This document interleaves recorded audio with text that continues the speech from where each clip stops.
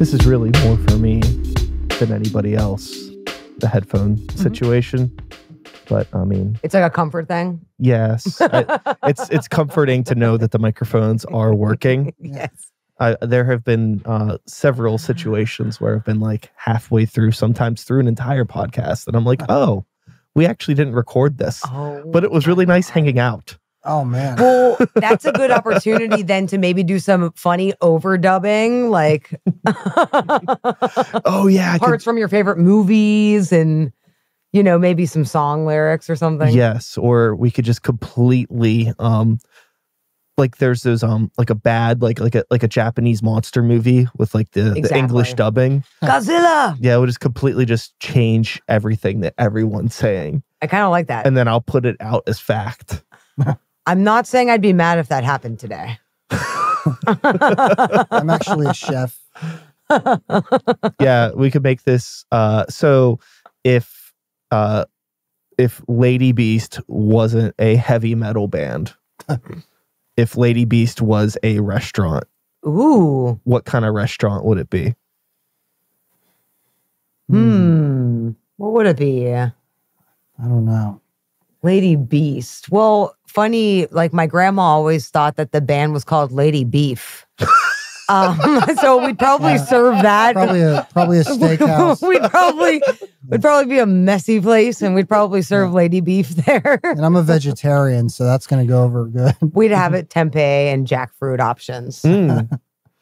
That's tempeh and jackfruit. That's like that's the old school vegetarian stuff now. Is there new stuff? That's like before there was meat substitutes and right? Yes. Yeah. It's a lot of seitan now. Yes, it's kind of similar. Well, it's like there's like seitan, and you have like the Impossible Company and the Beyond Company.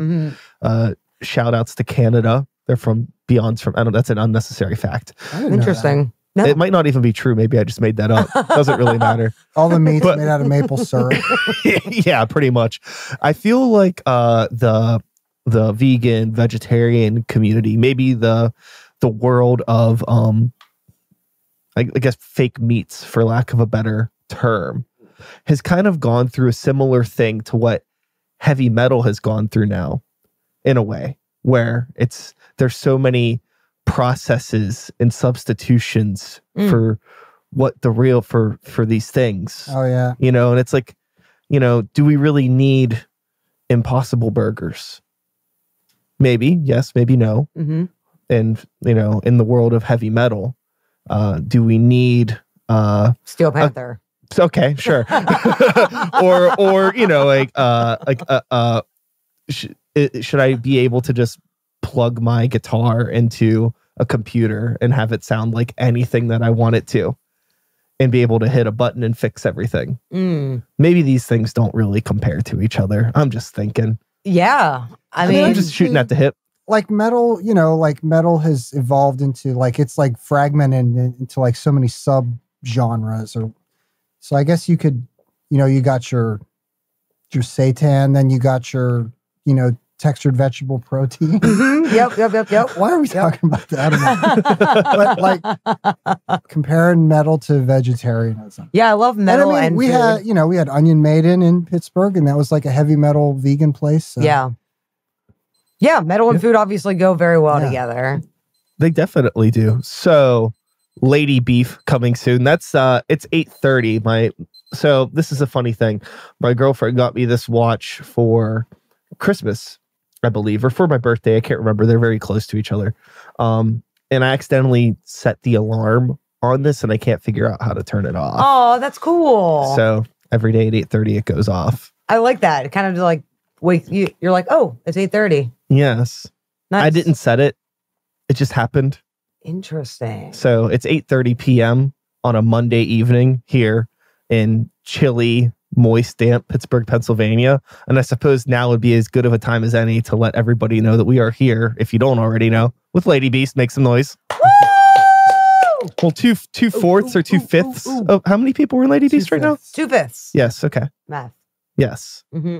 So, heavy metal band, Pittsburgh, PA. Been doing the thing for some time now. Yeah. Long time. I've been doing this podcast, we found out, I didn't realize it. Deb had brought it up for almost 10 years now. April of this year is going to be 10 years. So wild. And Lady Beast has been a band for probably a little bit longer than that. Maybe about the 15. Yeah. 2009ish. Yeah. Yeah. Because I think that I remember back when I was in doing Ascend the Fallen, I think that was the first time I found out about you, because I think that maybe we had played a show together somewhere. Yeah, was that the Altar Bar show? Maybe. With Fist Fight? It's possible. I definitely remember us being on a flyer together, because I've been going through a lot of old flyers. Was Stage AE one? I can't remember what. I do remember we did like a club at Stage AE show. I think that was probably it. Yeah. I don't remember who else was on that bill though. I think we could have played together a couple times. Who knows? There's only so many bands in the city. Yeah, and so many memories you can, you know what I mean, kind of like hold on to. Yeah. I feel like I have Swiss cheese brain now. I call it like selective memory. I try not to be hard on myself. But I'm like, damn, I can't remember anything anymore. I'm not going to blame the weed. Deb is a very busy person too, though. Also, right. Like so she does like 700 things a day. So she volunteers. She just moved. Yeah. She takes care of our drummer. So yeah, life can be fast paced. So I kind of think that could have something to do with it too. The other day on her Instagram, she posted she was like really tired and she was like, I'm on my way to go rescue an injured hawk. And like there's like she volunteers at the wildlife center, and like anybody, like all of us, like if there's like an injured animal, like we call Deb and we're like, hey, like she's came to my house to get birds that have got hurt, and like then she takes them over there, and it's a calling. Yeah. She's like Ace Ventura. Dr. Doolittle. Dr. Doolittle. And my windshield is broken like Ace Ventura, so I do go off the side like this. No, I don't, but it is broken. Yeah. So over the past, 15 years here of playing not only in Pittsburgh, but in other places as well, doing the thing, making the noise, spreading the good word of heavy metal to the masses, and sometimes maybe not so many people, depending on the night. The masses and maybe a couple asses. Yeah, definitely. Yeah. All this time later, sometimes you, especially with somebody such as yourself, Deb, is you have so much going on. Don't need to do this. There's really no reason to do this other than the love of it. Is that really what's keeping it going for you? Yeah. Why is Lady B still a band? I mean, I have an answer for this, but I think at the end of the day, because we really like doing there it. You go. And we're still like writing kick-ass songs, and we're still inspired by one another. And I think that when you find a group of people who are kind of all on the same path of just trying to create awesome music, and like whatever great opportunities happen along the way happen, like we set realistic goals for ourselves, which is to like keep writing great songs, keep making great albums. Hopefully people love them and we get opportunities to do cool shit. Yeah. It's mostly just like make new records. Yeah. Everything else is cool after that, but I just like to write songs. Like, I don't know. We have a good chemistry, like we get along. Like we were friends first, probably. Exactly. And that's a big part of it too, where I feel like a lot of bands not only break up because it's difficult to all be on a schedule together, keep a practice routine, all have the same goals and needs and wants in the band. Yeah. But, when you're friends first, I don't know, it's like a band of brothers or whatever, like a crew, like a gang. We practice every Sunday for 15 years. It's a lot of it is us just getting together and being together. So I feel like you guys like have the same camaraderie in your band. You know what I mean? I can tell you guys are bros. Like, you guys are friends. Yeah. You're not just people that get together and like my buddy plays this and we'll have him play with us for a couple years. And yeah, I can tell you're a solid crew. Yeah, I think Grey Walker honestly ended up being a case of like, we'd all known each other for so long, but we were really playing in different bands. But we would get stoked when our bands played shows together because like we would all hang out. But over time, bands kind of fall apart for one reason or another, and we all just kind of ended up in one pot together. You know, so it's been delicious soup. Yes, I suppose that's a good way of putting it. So if Grey Walker was a restaurant, we would be a soup place. Yum. And we would open up, you know, we would work in collaboration with a Lady Beef sandwich. Lady Beef, of course. Maybe it could be a half a sandwich and soup kind of deal. Yeah, we could be like the dip that you put the beef sandwich in. What do they call that? An au jus. The au jus. Yes. Yes. Delicious. I like that we keep going back to food. Hey. I didn't eat dinner. You know what I had today? I had I went to Jersey Mike's. I had a number 6. That's the roast beef and provolone. It would have been better if it was from Lady Beef. It really would have been. You know, shout outs to Jersey Michael. Nikhil. I actually had some delicious soup for lunch that Twiz made. Oh, nice. Yeah, Twiz makes a delicious soup. All right, let's talk about this soup. This is way more interesting than heavy metal. Is it? I don't know. This is where we are in life, people. We're all old. Yeah, this we are old, and these are the things we enjoy. Yeah, soup and making soup. Paint colors. Yeah, I mean, it was a roasted squash soup. And my friend gave me the recipe, and it's you roast a squash and you cut up an apple, an onion, 2 carrots, veggie broth, and a can of coconut milk, and that's it. Then you hit it with the immersion blender. It's really good. Hit it. Salt, pepper. That's all. Sounds fantastic. Yeah. Delicious. Simple.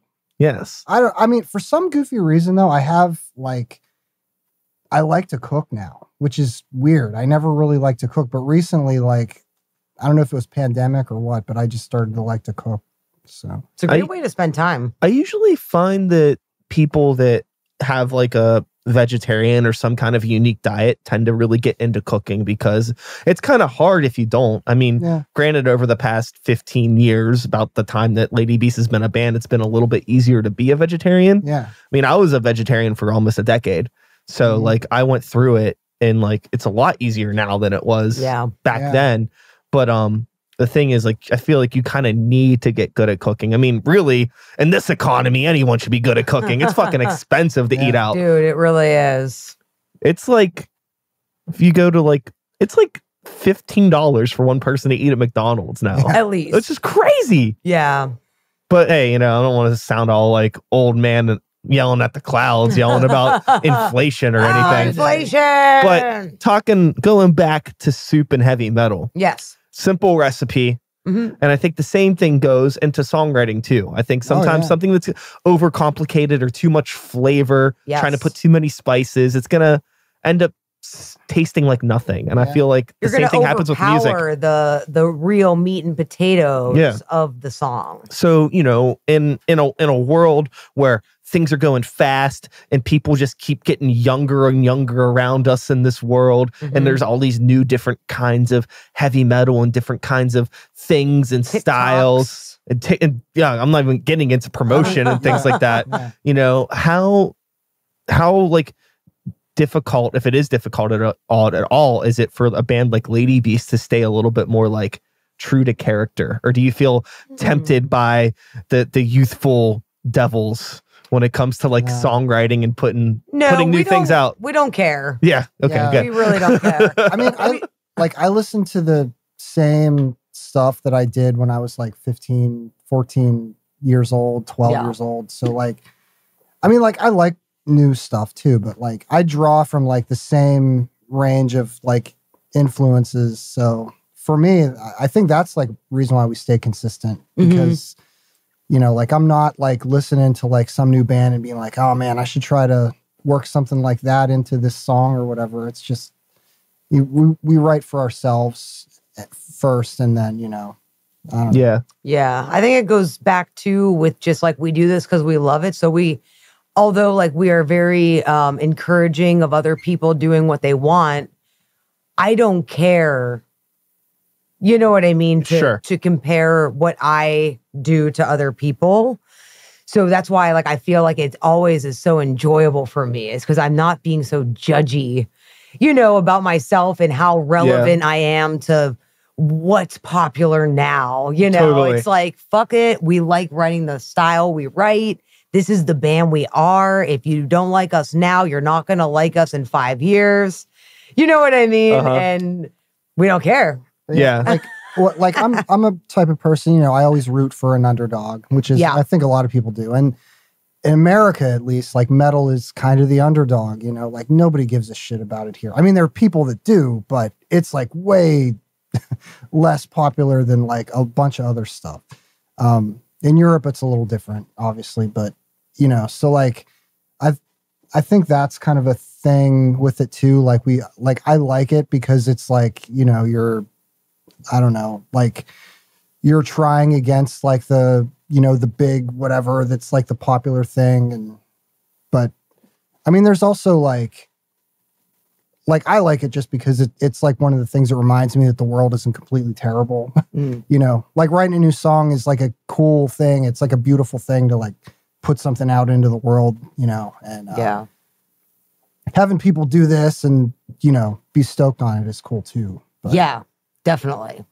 For sure. Best feeling in the world is people liking your music. Like when you play a new song at a show, that's like a rad fucking feeling. And like people are like, oh yeah, I don't know.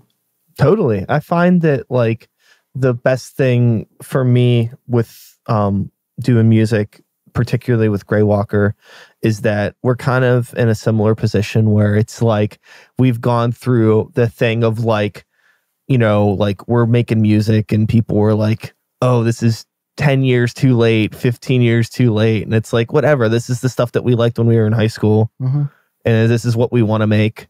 I feel like if I wanted to be in a band that was going to sound like anything else, I could do that, but or like try to be a little bit more current and relevant.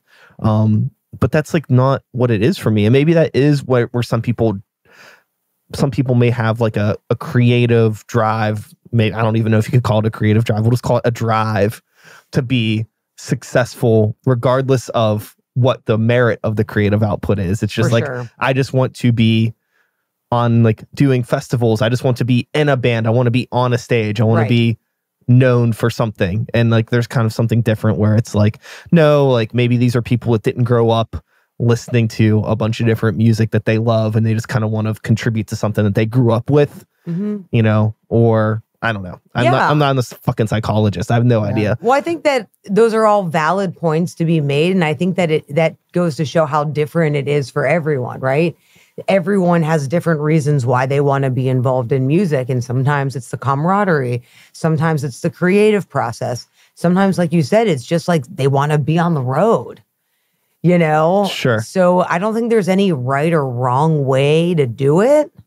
I just think that you need to stay authentic to who you are at the end of the day, or else you might have regrets, you know, and feel like some time was wasted not being who you were, you know? Totally. Yeah.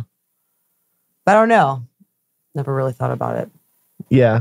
I think that I never really thought too much about it until I started getting into the realm of not only making music, but now I'm playing in bands and I'm trying to book shows and release records and put things online and get people to like pay attention to what I'm doing. Yeah. It's like I don't really make music with the idea that I'm going to get popular or get really big, but also like if I didn't want people to listen to it, why would I bother releasing it in the first place? You want some people to fucking listen to it, right? And like there's like this like, but there's this really weird threshold where I kind of feel like almost like a born to early type of situation with like whenever like I started playing a lot of shows and things like that. That was like right around the time that like MySpace was just started, like 2003, 2004.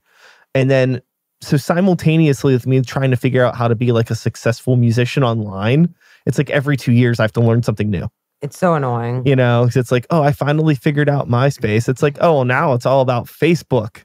Now it's all about Reels, Instagram and or TikTok, or you know, there's all these like there's all them other ones that will pop up for like a minute. There's like Vine, or Snapchat. You have to I don't know. And like it's a really big bummer for me. And I was just thinking about this the other time, like how much time I need to waste online. Yeah. Promoting the band and trying to stay relevant in this weird rat race world of internet popularity. You know, and it's like, I get it. Like, I do want to stay in touch with all my friends on there. And it's a great way to stay in touch with the fans. But the platforms design it so that you are in constant competition with the world. Yes. And it's so, like, soul draining for me because I am just like an outside person. Like, I don't really want to be on the computer, but I will. But it's like, fuck, why are they making it so hard for us? Like having to post pictures, like certain kinds of pictures. It's just so gross, you know? It's the thing that really annoys me about it is how they kind of push for like creative indistinguishability between everything. Like everything has to look the same in order for it to get traction in some sort of a way. That's so weird. And they like encourage you to use their little templates and all these things. So everything looks and feels the same. And it's so funny because like now you'll have like really big companies like a Coca-Cola or Pepsi trying to make like ads that just look like somebody normal. Like they're downgrading. Meanwhile, you have a band like us or maybe somebody that's just like somebody normal trying to act like they're Coke or Pepsi and doing these like over the top production things. And it's like, I just wish it was all separate. Like I'm fine with the idea of social media. I just hate that like I'm on the same platform as like Taco Bell.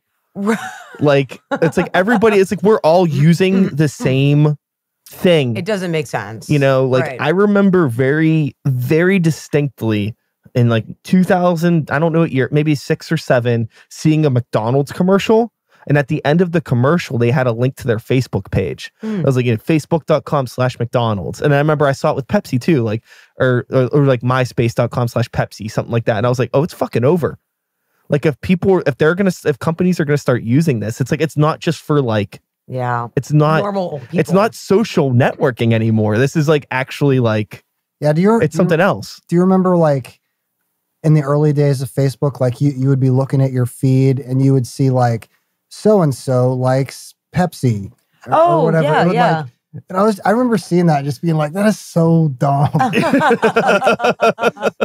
And I mean, like, I don't know. I was just like, I don't know. It's just like, so I used to like do that on purpose. Like I would like two things like, you know, like I would like pizza and then I would like, you know, like monster trucks or something so that would show up together in somebody's feed. And like, Twiz likes pizza and monster trucks.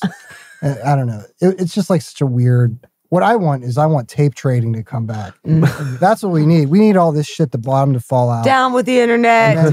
Tapes. Call me a Luddite, but like, I mean, do you remember like, you know, getting zines and like just reading the back and like sending $1 to simpler a label times, and simpler times. Just looking through, like not even being able to hear their bands and just like buying it because there was skulls on the cover. And shit. Totally. Yeah.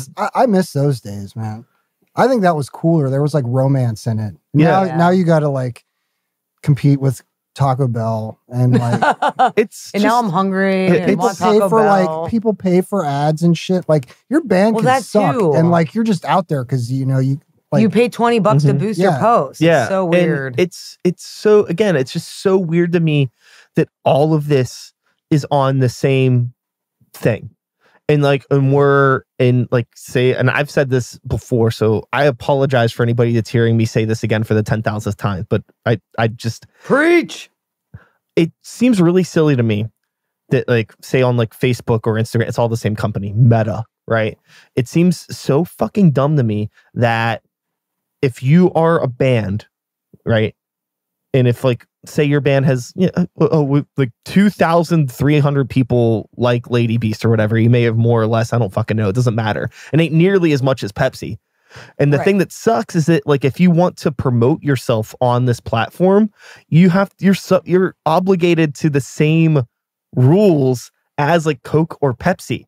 Like it doesn't matter. And the thing is like, nobody's going to fucking see your posts unless you give them money. Yeah. And I feel like there should be like a threshold where it's like, unless you have like 10,000, 50,000 likes on your page, you shouldn't have to fucking pay so much, or if anything, to promote. Right. Because I feel like if this Facebook, was the whole point of the platform. Well, that's the thing is like, and if you would organically let your band, like if social media would just, without the fucking stupid paywall shit, let Lady Beast organically get to a point where you have 50,000 likes on your page, you're going to be able to actually afford to give them the fucking money for the thing instead of the little $5-10 here and there. Right. But the thing is, there's countless fucking people probably giving them $5 or $10, and it doesn't seem like much. But if you add that all fucking up, I'm sure they're making a lot of fucking money. Yeah. A lot of fucking money. Definitely. And but it just bums me out that like there's no like there's resources for bands that want, you know, that may want to do online stuff and not have to deal with that stuff, but really there isn't. Yeah. Because there aren't people on those resources. You know, like you could do stuff like Bandcamp, which is probably the closest thing to some sort of tape trading or anything that we have now. But even that's not, I mean, that even got bought out by whoever the fuck owns it now. So it's not even really annoying what it was. Yeah. And I've never been particularly a fan of Bandcamp personally. Yeah.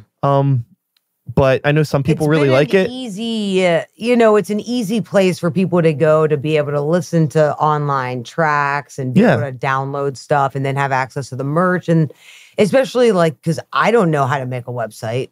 Sure. You know, so it's kind of nice having that platform there, but it does like kind of rub me like the wrong way. Like, I know like everyone loves those Bandcamp Fridays, and I did it first, but then I was like, wait a second. It should be all of our money. Yeah. Yeah. You're just giving them money. You're almost like acting like, oh, great, wonderful Bandcamp this Friday. Oh, sure. This one Friday a month, we get all of the money from our, you know, our dealings. It's like, what? It should always just be that way. It's weird. And then, not to just talk about the internet all day, but the likes thing, right? On the internet. So like people are like buying likes. Sure. I'm really like weirded out when I try to like apply for like maybe like this sponsorship or like us to play a festival. And one of the questions is, how many likes do you have on Instagram? Oh yeah. Oh yeah. Dude, I don't care how many likes we have on Instagram. Oh, I want to know, how do you like our album? You know what I mean? Do you like our music? It's so fake. Yeah, I get a lot of press kits sent to me because for some reason my email for this podcast got put onto somebody's list and got traded around. So people are always trying to ask me for coverage on their album from all over the country. It has nothing to do with what I do. But anyways, I'll open up these emails because you never know. Sure. Something cool might happen. You know, maybe I'll get an email from the boss or something. Bruce wants to come on. It's never going to happen, but you know what I mean. But the point I'm getting at is that every time I get one of those emails and like the top of every press kit, it's always like, you know, Joe whatever, that's his name, Joe whatever, new rising hip hop artist, has gained over 7,000 million views on YouTube and 400 monthly listeners on Spotify or whatever. And it's like, okay, like there's like 3 sentences that are just like about like numbers and data, and it has nothing to do with like anything that's interesting. The quality of the music, you know, like but that's what people see, and that's where they think like it's what it's all about. Yeah, and I get like if you're like a new band and like you want to get those opportunities. Like now, like it seems like it would be fucking crazy for me, like for like to be like, say I was like 20 years old now, and I don't remember a time before likes before likes, you know, follows. Like so it's like that seems like that's almost kind of like the thing that you got to do. Well, right, and it makes more sense to those people, and I think that's where we're like all disconnecting, like folks like us, you know, is like we're finally at that spot where it's like, well, in my day.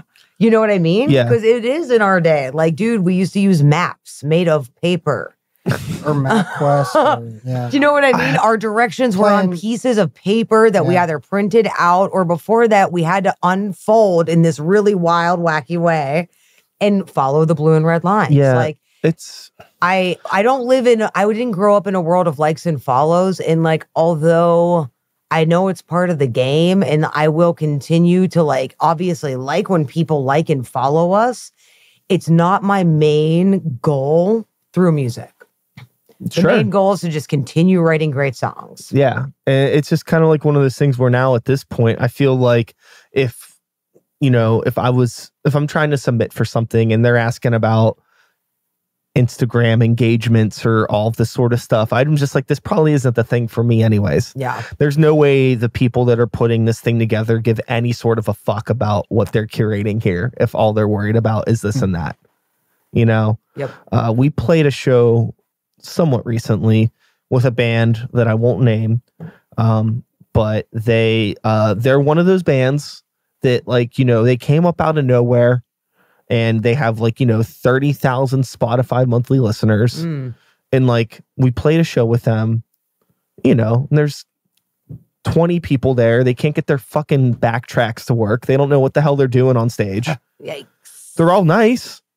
And I get their hearts in the right place. But it's just there's no need to rush this yet. Right. Because now, it's going to be really hard for me to ever take you seriously. Mm-hmm. Yeah.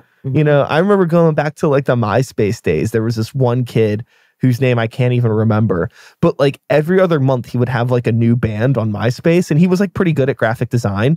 So he could make the page look really good, and he would have merch designs, and he self-recorded music. So basically he could just have demos and a logo and all, it would look very professional. Wow. But it was all very temporary. Yeah. And that's kind of what happens with all of this stuff is it happens, but it's all so fucking temporary. Mm-hmm. It's none of these it's I don't even fucking remember their names. Mm-hmm. These people probably aren't even doing music anymore. And here I am, here you are, decades later. Right. And it's we're still doing this. And I think it's just it's back to those reasons for why people do things. Totally. And I think also I think that sometimes people don't realize how much work goes into it. Yeah. You know what I mean? Yeah.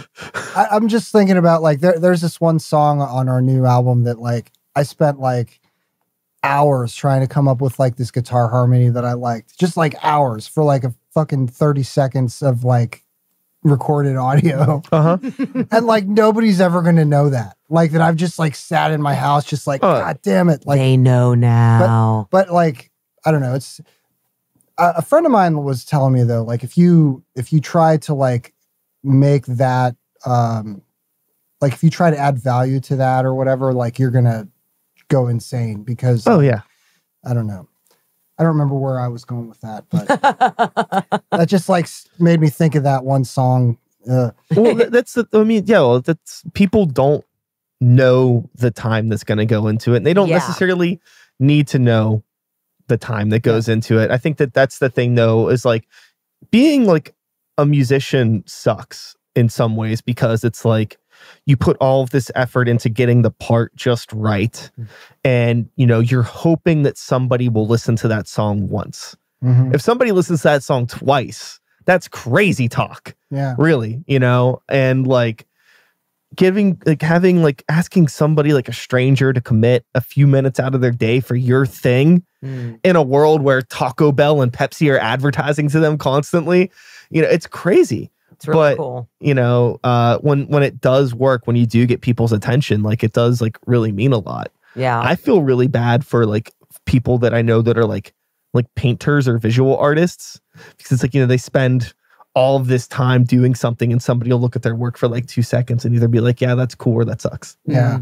Yeah, it's somebody, all the hours that went into that, You'll get your masters and somebody's oh, my kid could paint that.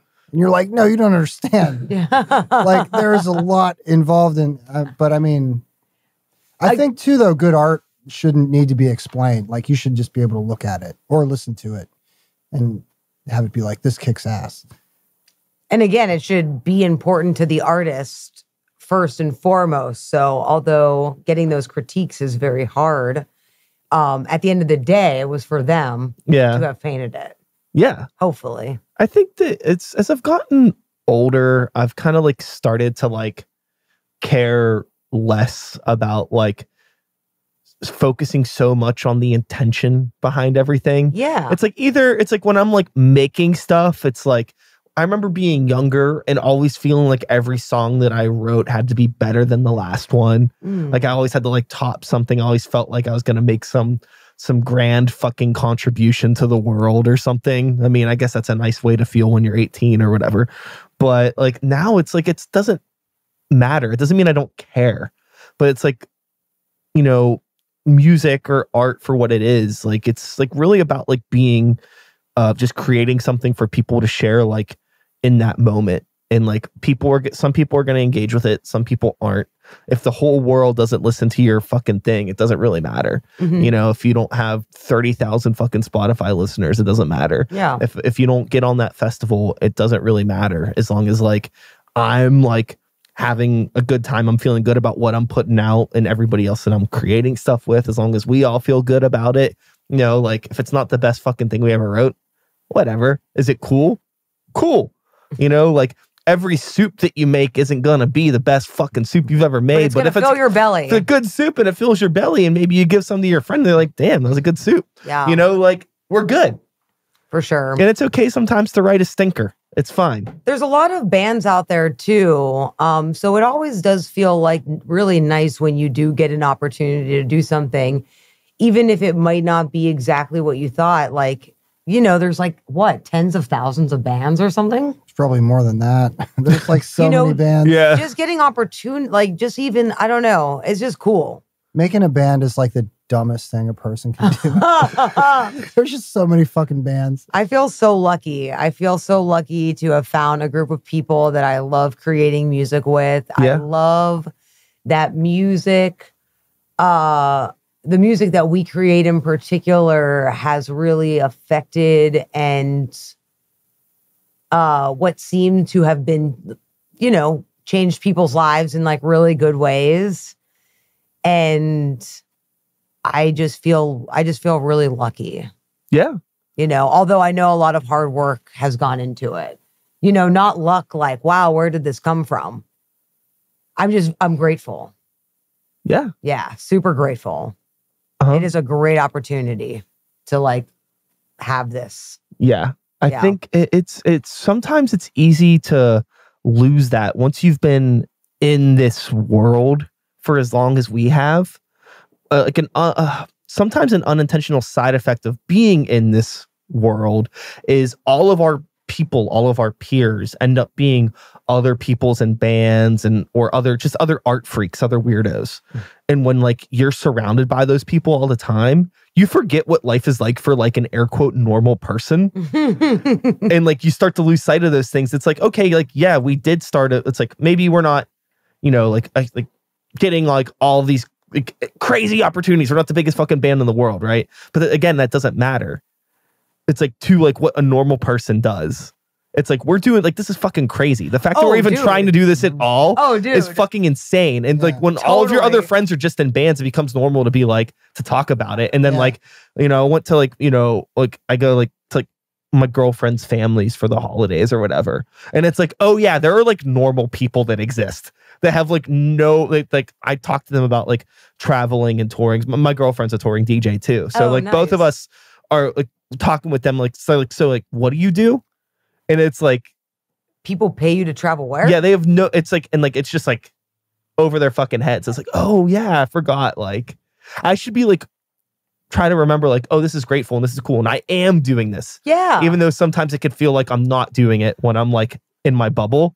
I actually am. For sure. No, I know exactly how that feels. Because again, you're in that weird competitive, do you know what I mean? Yeah. Like, am I doing enough? Are we doing okay? You know, but it's all, you know, like white noise, internet, imposter syndrome bullshit that's trying to happen, you know? But yeah, that's a cool story to think about when you put yourself in the perspective of someone that's not in the music world. Yeah. What we do is like really wild. Yeah. Especially when you get older. I don't know how old you are, but like I'm in my 40s. Deb's like the baby of the band. And like it like having that conversation now with people, like you know, it's like weird because they're like, oh yeah, how's the band? And you're just like, I'm like, sometimes like I'll think, I'm like, should I even be doing this anymore? Like, you know what I mean? But like, I mean, I'm still like, it's in me. Like, I'm going to play music until I die. But like, sometimes it's like weird when you're like, like you got to go to like a function with your wife or something. And then like, you got to meet like the squares that she works with. And they're like, how's the rock band, please? Yeah. Tell us, oh, maybe I'll come to your show and play the tambourine or some, you know, they always have some dumb shit. Like they're going to come up on stage or whatever. And they're like, yeah, let me know when you're playing. I'll come out. And you're like, you're not going to come out, man. Like, you're just talking to me right now. Like, I know that we're going to leave and you're going to be like, that guy was weird. It's so funny how, I guess I keep on saying normal people as if we're not normal people, but you know what I mean? Not artist types. Yeah, the way that they like talk and engage with each other frightens me. Yeah.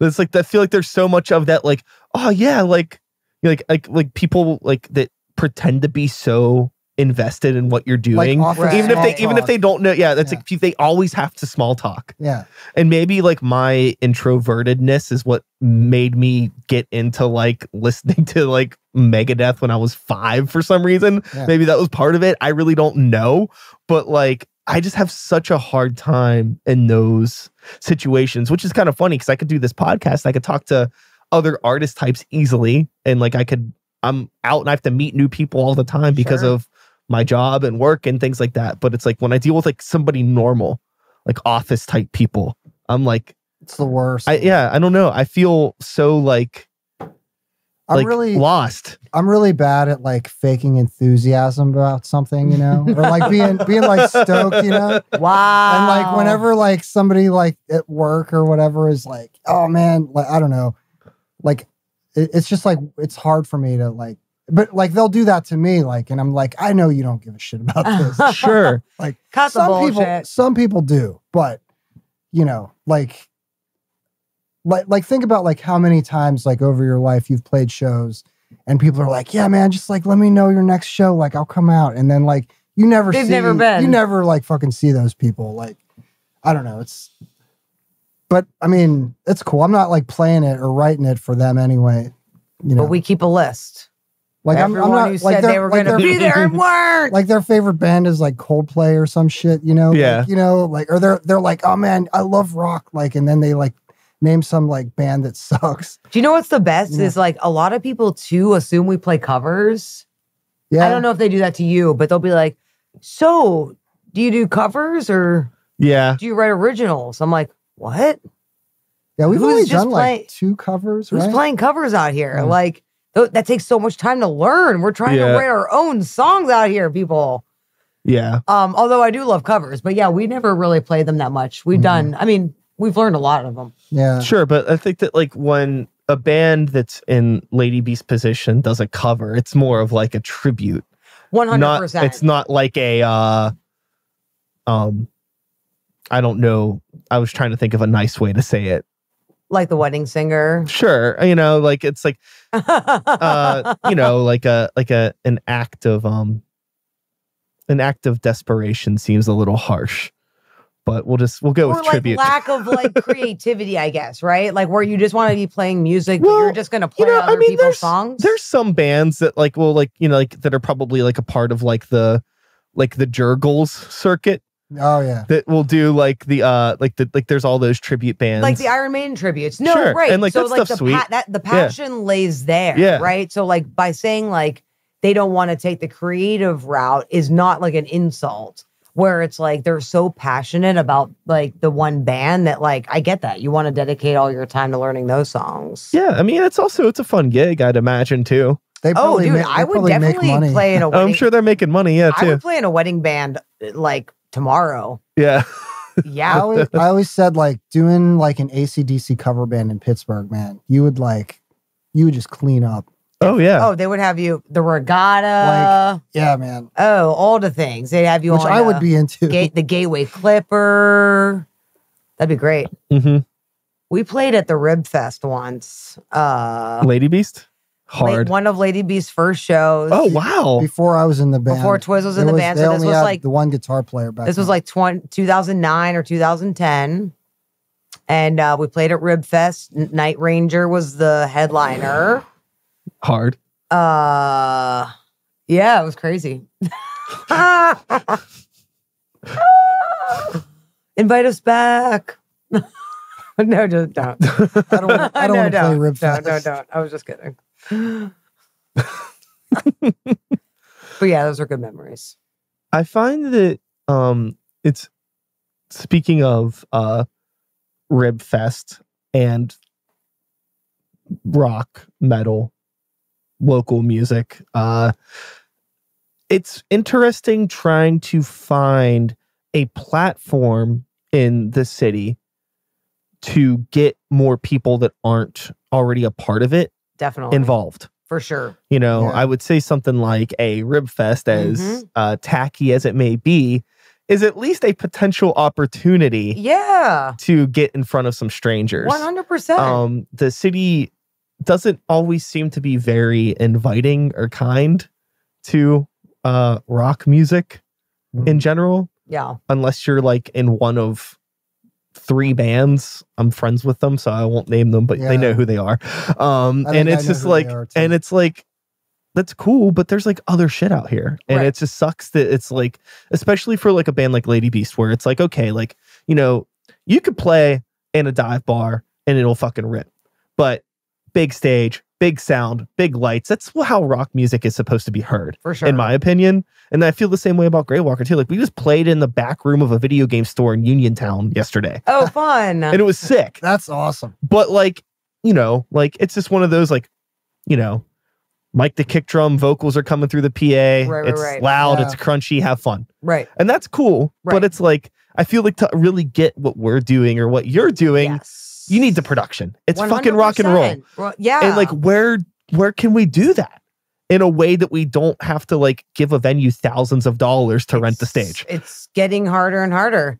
You know where we have been doing shows though is the Shred Shed. Oh yeah, shout outs. That's been a great that's been a great venue to have. They do have some lights. They always have an awesome sound person. But yeah, you're right. I mean, it costs an arm and a leg right now to book a show.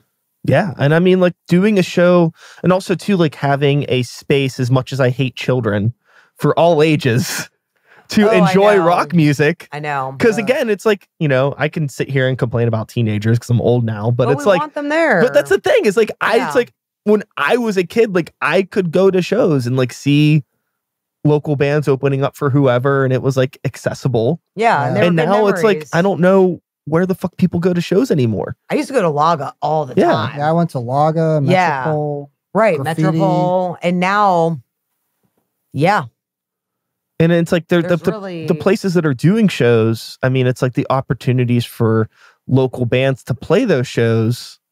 It's not quite, you know, I don't really need to say anything about that. Right. Yeah. I think it's unspoken. It just doesn't, it isn't like really viable for like anybody to do it. It could be hard, you know. I mean, Grey Walker, you know, we've done some of like the ticketed shows in the past when it's made sense for us, you know, but we don't even get those opportunities anymore. Like, nobody even hits us up. Yeah. You know, I don't know why. That's fine. I don't think we're missing much. No, you're not, because I'm not interested in that either. Yeah. But it was just, it was fun when you were young to play for national acts. You know what I mean? But then you realize, like, oh, fuck, you're just using me like I'm a just napkin, doing your promo job. You're using me up like a napkin, dog. Yeah. So now it's like, oh, yeah, well, if we want to play with national acts, we're going to be the contact that they go through, you know? Sure. So we work more with the underground, and like, yeah, we're not going to open up for Primal Fear, but we'll play with like Hyrax. You know what I mean? And fucking Razor, and, you know, lots of bands that we respect and, you know, are cool. But yeah, I don't know. Sometimes you just got to draw the line and then just be like, yeah, I don't think I'm missing out on too much. But they were cool opportunities, you know, back in the day. Because I don't really like to sell tickets. I'm just not into that. I'm like, bro, we wrote the songs, bought the instruments. We've done enough. We don't need to sell the tickets too. Well, I mean, I think that it's the other thing too, is it's just like, who the fuck has time to do that? To be out there, yeah. Like, you're out of your fucking mind. The grind is crazy. Right. If you're just trying to like hustle DIY tickets. And again, I mean, it's like this shit was a little bit easier when I was in my early 20s because like my peers were more excitable about going out to things now. Now it's like, am I going to hit up my other fucking like friends that are in there? Like, I don't hang out with anybody that's like young anymore. All my friends are in their fucking 30s or 40s and have fucking be on the kids same energy level and all this shit. And it's just like, you know, like, am I really about to text like, look, you getting tickets to my show? You come, you know, like, yeah, either they'll come or they won't come. Yeah, I don't know. For sure. Maybe there's a better attitude to have about this. I do still go out and like hustle my own shows. Like, totally. I still print flyers. I go out to shows that I'm not playing. I hand out my flyers. But I think that it's selling tickets for someone else though. It's that working for other people thing. We talked about it like with the ticket thing. We talked about it before too with something else in this conversation where you're like doing things for other people, maybe with social media. I don't remember. There's like another thing too, like God, what were we talking about? That annoys me because it wasn't the city paper, but that's another thing where it's like, you know, you'll have like a handful of bands that never say two things about themselves, but as soon as they get nominated in the city paper, all of a sudden they're like, check us out, vote for us, vote for us, vote for us. And it's like, if you would promote yourselves at all without like the praise of somebody else backing you up, it would do you so much fucking good. Yeah. And like you said in the beginning of the convo, like you got to start somewhere, you know, like you can tell what bands didn't play in basements. You know what I mean? Yeah. And it's cool that you don't have to play in basements because it sucked.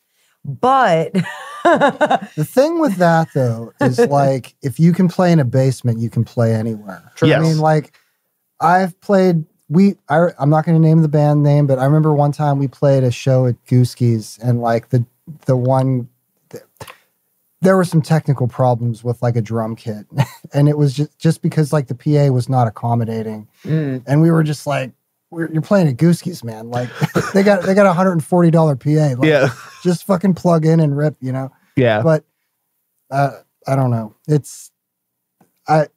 Sometimes I like playing like shittier places better because it feels like home more. Sure. Like I get on a big stage and I'm like, oh man, like my cord's only 15 feet long. What am I don't know. Yeah, I remember like there was, you know, like you'll have like the situation where we played that show in Uniontown yesterday and it was very lax, like load in, set up. There isn't a really hard schedule. There's not much to deal with, but there's a lot of people here.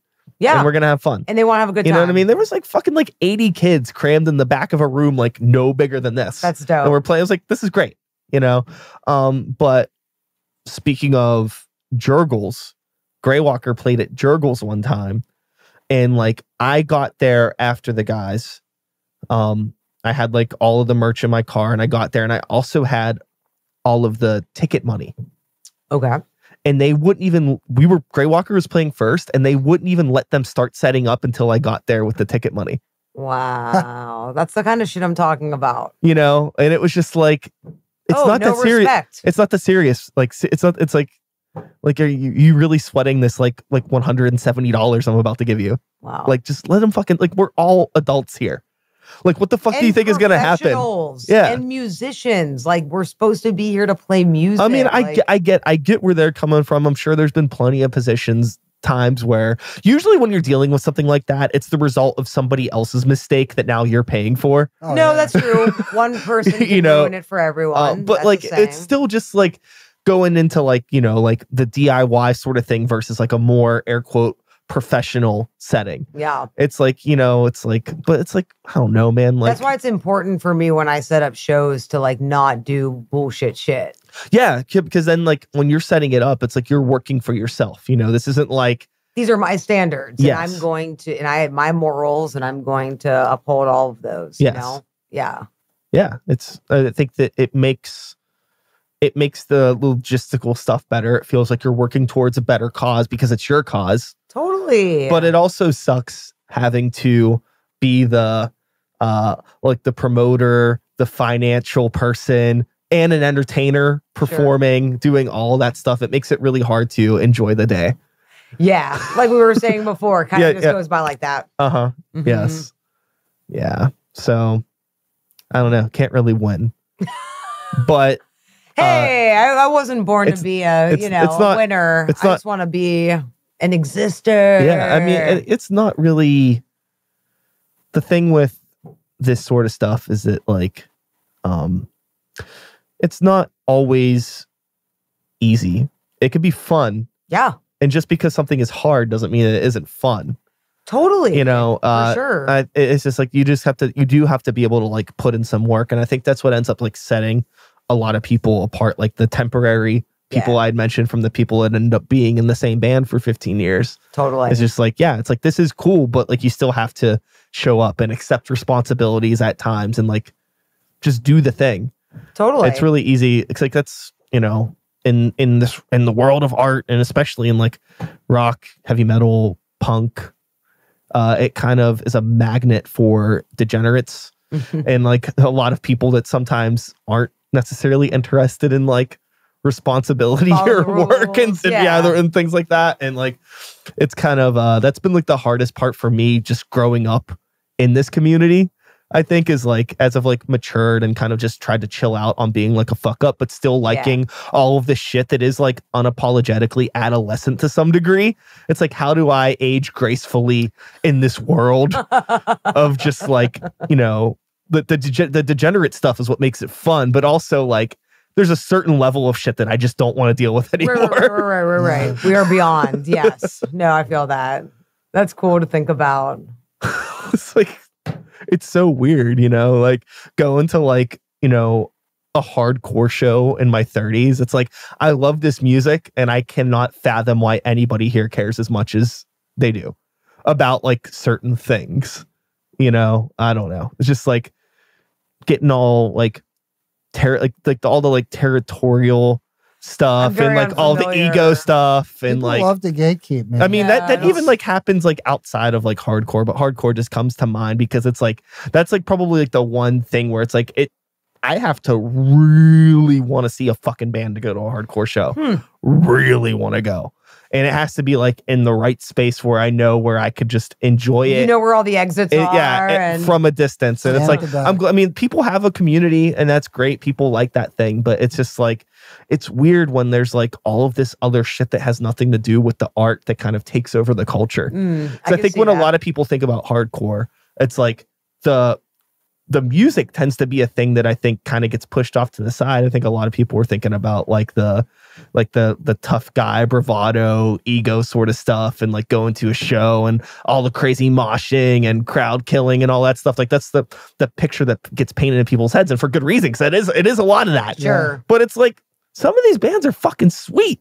And it's like, but I can't, it's like the whole culture of it. I have a hard time. It's just not me. Yeah. I mean, people like it. Good. That's their thing. You know, people can have their culture. I'm sure people are some people from that area might think the same thing about whatever the fuck I'm into. Totally. And that's cool. But it's like hard to like all these different things because you can't always engage with everything in some ways. And and as you had said, like gatekeeping is definitely a thing too, where I don't know. I think that like when we were starting out, I remember with like Greywalk, or even like going back to Ascend the Fallen, that was like 2009 was a really weird time to be in like any sort of loud guitar band, because like there was just like this split of like, now I think things have kind of evened out and there's enough bands now where you can like get on lineups and find cool people and like it makes sense.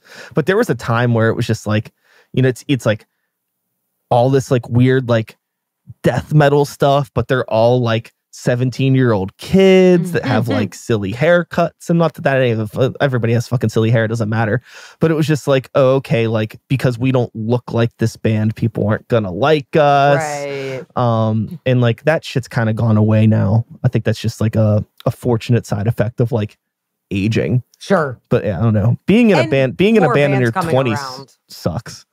We played like mainly punk shows, I feel like, when we first started, because there weren't any bands really like us doing traditional heavy metal, you know, like you said, in 2009. So yeah, we would play like with a lot of punk bands. And that's just like kind of what happened, you know? Yeah. You just like play the shows. Yeah, I think that I remember actually having the impression like through like word of mouth, probably around the time that we maybe had played one of those shows, like back in those days. Mm-hmm. I think like somebody had said that like, oh, like Lady Beast is more of like a punk band. I think I remember hearing that and then like seeing you and I was like, they're not a fucking punk band at all. It's just nobody here fucking listens to old school heavy metal. And I get that. Yeah. You know what I mean? Like, yeah, you know, it's like, okay, it's like, it's like, why do you think they're a punk band? Because they have patches on their jackets, right? So we think they're a punk band for. I don't know. And I think most of our members kind of came from like the more punk-esque. You know, I guess mainly Greg and Adam. I guess had like more punk backgrounds, but yeah, it was just because I guess punk bands were the only thing around really at the time. Yeah, there were some rock bands too. It was a lot of like we just played with like our friends who were in punk bands, right, yeah, but. The punk friends. Yeah. But yeah, now there's a bunch more metal, so hallelujah.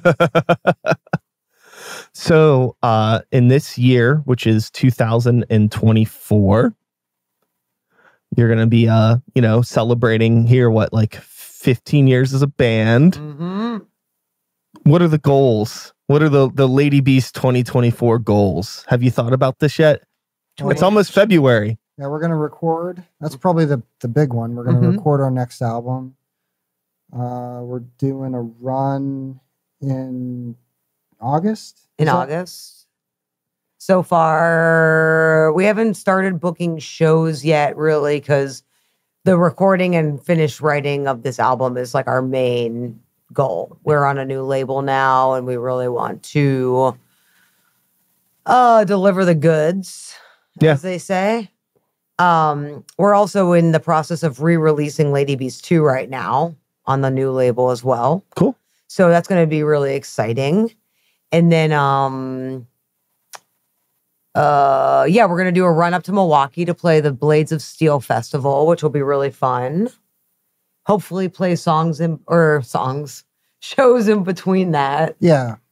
And then, just keep rocking and having fun with each other. That's great. You know, the one thing that I want to say, and I meant to bring this up earlier, it just never really came up, but I want to say that so I'm like, I'm a record guy and I collect records and I travel a lot for work. So I get to go to a lot of record stores across the country. And I will say of any Pittsburgh band, I come across the most Lady Beast records in record shops. Fun. That's cool. So just so you know, I see them all the time. Oh, yay. That's so fun. I love that. So it's a fun little thing. Thank you for sharing that. So yeah. That's nice. I see y'all out there in the wild. That's what's up. Yes. Love it. And get out there and buy those albums. He sees them. They shouldn't even be there. Rock and roll. So with all of that being said, I want to thank you all for coming on today to chat about music.